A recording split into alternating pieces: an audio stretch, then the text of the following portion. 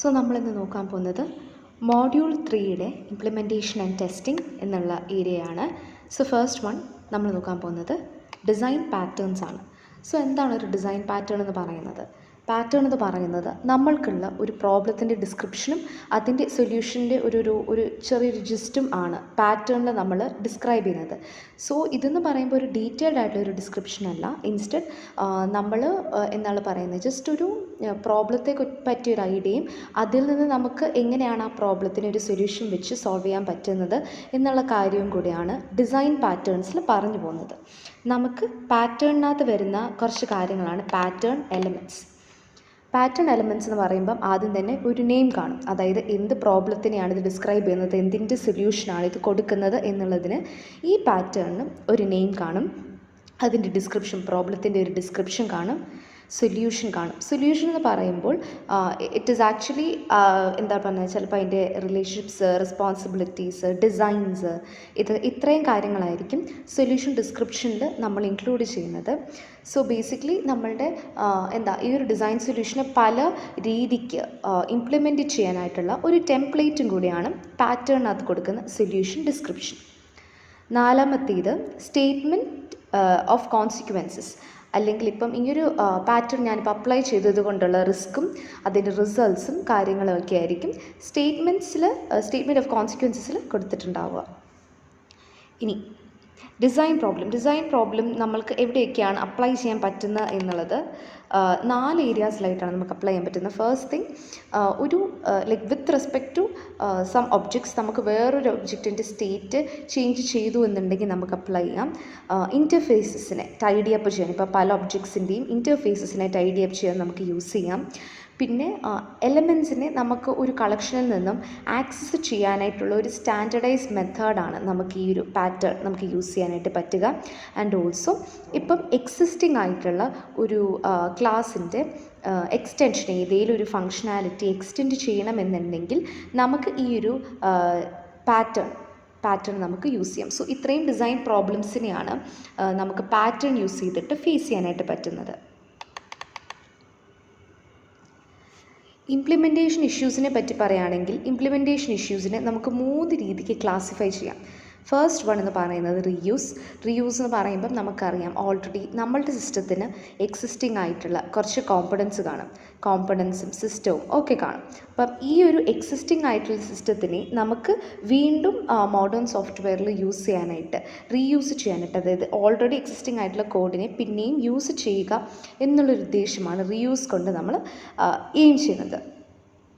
രണ്ടാമത്തേത് configuration management എന്ന് പറയുമ്പോൾ നമ്മളിപ്പം ഒരു സോഫ്റ്റ്വെയർ ലോഞ്ച് ചെയ്യുന്ന സമയത്ത് പല രീതിക്കുള്ള വേർഷൻസ് നമ്മൾ ക്രിയേറ്റ് ചെയ്തിട്ടുണ്ടാവും. അപ്പം ഈ പല രീതിക്കുള്ള വേർഷൻസ് ഏതൊക്കെയാണ്, എങ്ങനെയൊക്കെയാണ് എന്നുള്ളതിൻ്റെ ട്രാക്ക് കീപ്പപ്പ് ചെയ്യാനായിട്ട് കുറച്ച് ബുദ്ധിമുട്ടാണ്. സോ അത്രയും കാര്യങ്ങൾ, അതായത് എന്തൊക്കെയാണ് വേർഷൻസ് ഉള്ളത്, അതിനെ എങ്ങനെയൊക്കെയാണ് നമ്മൾ ട്രാക്ക് ചെയ്യുന്നത്, ഏതൊക്കെ ഫീച്ചേഴ്സ് ഉണ്ടെന്നുള്ളത്, ആ ഒരു ഇഷ്യൂ കോൺഫിഗറേഷൻ മാനേജ്മെൻറ്റിൽ വരും. സോ ബൈ ചാൻസ് നമുക്ക് റോങ് വേർഷൻസ്, ഓരോ കോമ്പണൻറ്റിൻ്റെയും റോങ് വേർഷൻസ് സിസ്റ്റമിൽ ഇംപ്ലിമെൻറ്റ് ചെയ്യാനുള്ള പോസിബിലിറ്റി ഉണ്ട്. മൂന്നാമത്തേതാണ് ഹോസ്റ്റ് ടാർഗറ്റ് ഡെവലപ്മെൻറ്റ് എന്ന് പറയുമ്പോഴത്തേനും എഗെയിൻ നമ്മളിപ്പം ഒരു സോഫ്റ്റ്വെയറിനെ ഡെവലപ്പ് ചെയ്തു എന്നുണ്ടെങ്കിൽ നമ്മൾ ഡെവലപ്പ് ചെയ്യുന്ന കമ്പ്യൂട്ടർ തന്നെ ആയിരിക്കില്ല നമ്മളിത് ഇംപ്ലിമെൻറ്റ് ചെയ്യുക. There might be a host where we are actually developing it, അത് കഴിഞ്ഞിട്ട് there will be a target system where we are implementing it. So ആ ഒരു ഹോസ്റ്റ് ടാർഗറ്റ് ഡെവലപ്മെൻറ്റ് ആണ് തേർഡ് ഇംപ്ലിമെൻറ്റേഷൻ്റെ ഇഷ്യൂ ആയിട്ട് പറയുന്നത്. ഇനി നമുക്ക് ഓരോ ഇഷ്യൂസും കുറച്ചുകൂടി ഡീറ്റെയിൽ ആയിട്ട് നോക്കാം. ഫസ്റ്റ് വൺ, റീയൂസ് എന്ന് പറയുമ്പോഴത്തേനും റീയൂസിന് നമുക്ക് പല ലെവൽസായിട്ട് ക്ലാസിഫൈ ചെയ്യാം. അതിലെ ഫസ്റ്റ് ലെവലാണ് അബ്സ്ട്രാക്ഷൻ ലെവൽ എന്ന് പറയുമ്പോഴത്തേനും ഈ എൻറ്റയർ ആയിട്ട് സോഫ്റ്റ്വെയറിനെ നമ്മൾ യൂസ് ചെയ്യുന്നില്ല. ഇൻസ്റ്റഡ് നമുക്ക് ആ സോഫ്റ്റ്വെയറിൻ്റെ നോളേജ്, അതിൻ്റെ ആ ഒരു അബ്സ്ട്രാക്ഷൻ എന്ന് പറയുമ്പോൾ ആ ഒരു ലെവൽ ഓഫ് നോളേജ് ആയിരിക്കും നമ്മുടെ ഡിസൈനിൽ, സോഫ്റ്റ്വെയറിൻ്റെ ഡിസൈനിൽ നമ്മൾ ഇംപ്ലിമെൻറ്റ് ചെയ്യുന്നത്. രണ്ടാമത്തേത് ഒബ്ജക്റ്റ് ലെവൽ എന്ന് പറയുമ്പോൾ ഒരു ലൈബ്രറിയിലുള്ള സർട്ടൺ ഒബ്ജക്ട്സിനെ ആയിരിക്കും നമ്മൾ റീയൂസ് ചെയ്യുന്നത്.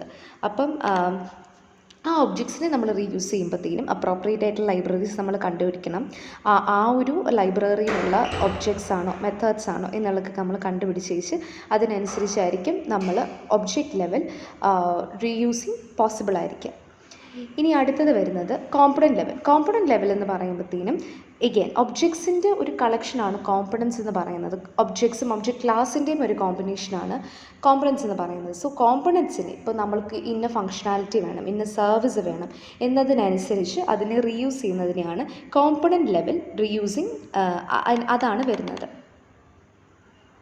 നാലാമത്തേത് പറയുകയാണെങ്കിൽ സിസ്റ്റം ലെവൽ എന്ന് പറയുമ്പോൾ ഒരു എൻറ്റയർ ആപ്ലിക്കേഷൻ സിസ്റ്റം ആയിരിക്കും നമ്മൾ ഇംപ്ലിമെൻറ്റ് ചെയ്യുക. സോ ഇതെന്ന് പറയുമ്പോഴത്തേനും സം കൈൻഡ് ഓഫ് കോൺഫിഗറേഷൻസ് ഈ ഒരു സിസ്റ്റത്തിൻ്റെ വിത്ത് റെസ്പെക്ട് ടു വരും. അപ്പം ഇതിനകത്ത് നമ്മൾ addition and modification of the code വരും. ഇപ്പോൾ സിസ്റ്റം ലെവലിലാണ് addition and modification of code വരുന്നത്. ബാക്കിയുള്ള മൂന്നിടത്തിൽ നമ്മൾ ഒബ്ജക്ട്സ് എങ്ങനെയാണോ അത് തന്നെ അങ്ങനെ തന്നെയാണ് നമ്മളെടുത്ത് യൂസ് ചെയ്യുന്നത്. ആദ്യത്തെ അബ്സ്ട്രാക്ഷൻ ലെവലിൽ നോളേജ് ആയിരിക്കും വരുന്നത്. ഇനി അപ്പം ഇവിടെ ഇവർ പറയുന്നുണ്ട് സോഫ്റ്റ്വെയർ റീയൂസിന് 4 ലെവൽസാണ് നമുക്ക് ഈ ഒരു ഡയഗ്രാംസിൽ കാണാനായിട്ട് സാധിക്കുന്നത്. അപ്പോൾ അബ്സ്ട്രാക്ഷൻ എന്ന് പറയുമ്പോൾ ഡിസൈൻ പാറ്റേൺസ് ആയിരിക്കും നമ്മൾ എടുക്കുക. ഒബ്ജക്റ്റ് എന്ന് പറയുമ്പം ലൈബ്രറീസ് എന്നായിരിക്കും എടുക്കുക. കോമ്പണൻറ്റ് ഫ്രെയിംവർക്ക് ആയിരിക്കും നമ്മൾ ചൂസ് ചെയ്യുന്നത്. ആപ്ലിക്കേഷൻ സിസ്റ്റം എന്ന് പറയുമ്പോഴത്തേനും എൻറ്റയർ ആപ്ലിക്കേഷനായിട്ടായിരിക്കും നമ്മൾ റീയൂസ് ചെയ്യുന്നത്. സെക്കൻഡ് പോയിന്റ് എന്ന് പറയുന്നത് കോൺഫിഗറേഷൻ മാനേജ്മെൻ്റ് ആണ്. കോൺഫിഗറേഷൻ മാനേജ്മെൻറ്റ് എന്താ എന്നുള്ളത് ഓൾറെഡി ഞാൻ ഇനീഷ്യലി പറഞ്ഞു പോയതായിരുന്നു. അപ്പം ഈ കോൺഫിഗറേഷൻ മാനേജ്മെൻറ്റിൻ്റെ 4 മാനേജ്മെൻറ്റ് ആക്ടിവിറ്റീസ് ഉണ്ട്. 4 ഫണ്ടമെൻ്റൽ കോൺഫിഗറേഷൻ മാനേജ്മെൻറ്റ് ആക്ടിവിറ്റീസ് ഉണ്ട്. അത് ഏതൊക്കെയാണെന്നാണ് ഞാനിപ്പോൾ പറയാൻ പോകുന്നത്. ആദ്യത്തേത് വേർഷൻ മാനേജ്മെൻറ്റ്. അപ്പം ഈ കോൺഫിഗറേഷൻ മാനേജ്മെൻറ്റിൽ വരുന്നൊരു ഇഷ്യൂ ഞാൻ പറഞ്ഞായിരുന്നു. ഏതൊക്കെ വേർഷൻസ് എന്തൊക്കെയാണ്, ഏതൊക്കെ റോങ് വേർഷൻ ആണെന്നോ അതിപ്പോൾ ഔട്ട്ഡേറ്റഡ് വേർഷൻസ് ആണോ അല്ലയോ എന്നുള്ളത് നമുക്കറിയാനായിട്ടാണ് വേർഷൻ മാനേജ്മെൻറ്റ് നമ്മൾ ചൂസ് ചെയ്യുന്നത്. സോ വേർഷൻ മാനേജ്മെൻറ്റിനകത്ത് വരുമ്പോഴത്തേനും എന്താ നമ്മൾ ചെയ്യുക, നമ്മളിപ്പം ട്രാക്ക് ചെയ്യാണ് ചെയ്യുന്നത് ഓരോ വേർഷൻസിൻ്റെയും റെസ്പെക്റ്റീവ് കോമ്പണൻസും അതിൻ്റെ what all the facilities that are available, അതിനെങ്ങനെ നമ്മൾ കോർഡിനേറ്റ് ചെയ്യാൻ പറ്റുക എന്നീ കാര്യങ്ങളൊക്കെ നമുക്ക് മാനേജ് ചെയ്യാനായിട്ടാണ് വേർഷൻ മാനേജ്മെൻറ്റ് നമ്മൾ എടുക്കുന്നത്. സിസ്റ്റം ഇൻറ്റഗ്രേഷൻ നമ്മൾ പറയുമ്പോഴത്തേനും നമുക്കറിയാം പല ഡിഫറെൻറ്റ് കോമ്പണൻസ് ഉണ്ട്. സോ ഓരോ ഡിഫറെൻറ്റ് കോമ്പണൻസിനും ഓരോ വേർഷൻസ് കാണും. സോ ഈ വേർഷൻസിനനുസരിച്ച് നമ്മൾ എങ്ങനെയാണ് ഒരു സിസ്റ്റത്തിനകത്ത് ഈ പല വേർഷൻസും പല കോമ്പണൻസും കമ്പൈൻ ചെയ്യുന്നത് എന്നുള്ളതാണ് സിസ്റ്റം ഇൻറ്റഗ്രേഷനിൽ നമ്മൾ കൂടുതൽ ഫോക്കസ് ചെയ്യുന്നത്. മൂന്നാമത്തെ പോയിന്റ് പ്രോബ്ലം ട്രാക്കിംഗ് എന്ന് പറയുമ്പോഴത്തേനും again from the name it self, നമ്മൾക്ക് ഈ ഒരു സോഫ്റ്റ്വെയറിൽ അല്ലെങ്കിൽ ഇപ്പോൾ നമ്മൾ യൂസ് ചെയ്യുന്ന ഈ ഒരു സിസ്റ്റത്തിനകത്ത് എന്തെങ്കിലും ബഗ്സ് ഉണ്ടോ, എന്തെങ്കിലും പ്രോബ്ലംസ് ഉണ്ടോ, അതിനെയൊക്കെ എങ്ങനെയാണ് ഫിക്സ് ചെയ്യേണ്ടത് എന്നീ കാര്യങ്ങളൊക്കെയാണ് പ്രോബ്ലം ട്രാക്കിങ്ങിൽ നമ്മൾ ഡിസ്കസ് ചെയ്യുന്നത്. Fourth one is release management. നമുക്ക് പല വേർഷൻസ് കാണും. ഈ വേർഷൻസിൻ്റെയൊക്കെ റിലീസ്, അതായത് ഫങ്ഷനാലിറ്റിക്ക് അനുസരിച്ച് ഇതിനെ ലോഞ്ച് ചെയ്യുക എന്നുള്ളതാണ് റിലീസ് മാനേജ്മെൻറ്റിൻ്റെ ഉത്തരവാദിത്തം എന്ന് പറയുന്നത്. സോ ഈ 4 കാര്യങ്ങളാണ് കോൺഫിഗറേഷൻ മാനേജ്മെൻറ്റിൽ നമ്മൾ ഡിസ്കസ് ചെയ്തത്. Third point is host target development. ഞാൻ പറഞ്ഞു നമ്മളിപ്പോൾ ചിലപ്പം നമ്മളൊരു കമ്പ്യൂട്ടറിലായിരിക്കും നമ്മൾ ഈ ഒരു സോഫ്റ്റ്വെയറിനെ ഡെവലപ്പ് ചെയ്യുന്നത്, അത് വേറൊരു സെപ്പറേറ്റ് മെഷീനിലായിരിക്കും നമ്മളത് റൺ ചെയ്യുന്നത്. സോ ഏത് സിസ്റ്റത്തിലാണോ ഞാൻ ഡെവലപ്പ് ചെയ്യുന്നത് that will be the host, ഏത് സിസ്റ്റത്തിലാണോ ഞാൻ റൺ ചെയ്യുന്നത് that will be the target. So ഇതിൻ്റെ മാനേജ്മെൻ്റ് ആയിരിക്കും വരുന്നത്. സോ ഇതിനകത്ത് നമ്മൾ ഇൻക്ലൂഡ് ചെയ്യുന്ന കാര്യങ്ങൾ എന്തൊക്കെയാണെന്ന് വെച്ച് കഴിഞ്ഞാൽ OS ഡേറ്റാബേസ് മാനേജ്മെൻറ്റ് സിസ്റ്റം, പിന്നെ ഒരു ID, ഒരു ഇൻറ്റഗ്രേറ്റഡ് ഡെവലപ്മെൻറ്റ് എൻവയൺമെൻറ്റ്, ഇത്രയൊക്കെ നമ്മൾ ഇതിനകത്ത് കൂടുതൽ നോക്കും. അപ്പം സോഫ്റ്റ്വെയർ ഡെവലപ്മെൻറ്റ് നമുക്ക് ഇതുപോലത്തെ ഒരു IDയുടെ ആവശ്യമുണ്ട്. ID എന്ന് പറയുന്നത് നമ്മളിപ്പോൾ ജാവ പഠിച്ചിട്ടുണ്ട്, പൈത്തൺ പഠിക്കുന്നുണ്ട്. അപ്പം അതിനനുസരിച്ച് ID എന്ന് പറയുമ്പോഴത്തേനും ആ ഒരു ലാംഗ്വേജിനെ സപ്പോർട്ട് ചെയ്യുന്ന രീതിയിലുള്ള ടൂൾസും ഫ്രെയിം വർക്കും ഒക്കെ പ്രൊവൈഡ് ചെയ്യുക എന്നുള്ളതാണ് IDയുടെ ഒരു ഉത്തരവാദിത്തം എന്ന് പറയുന്നത്. ബേസിക്കലി ഒരു എൻവയൺമെൻറ്റ് പ്രൊവൈഡ് ചെയ്യണം which has this tools and frame works and all. അപ്പം ഈ ID എന്ന് പറയുന്നത് ഞാൻ പറഞ്ഞ പോലെ തന്നെ ഒരു ലാംഗ്വേജ് സ്പെസിഫിക് ആയിട്ടുള്ള ഒരു പ്ലാറ്റ്ഫോമാണ് ഡെവലപ്മെൻറ്റിനായിട്ട്. അപ്പം ഇത് ഡേറ്റ മാനേജ്മെൻറ്റിൻ്റെ ഫെസിലിറ്റീസും പ്രൊവൈഡ് ചെയ്യും. സോ ഒരു IDയുടെ എക്സാമ്പിളാണ്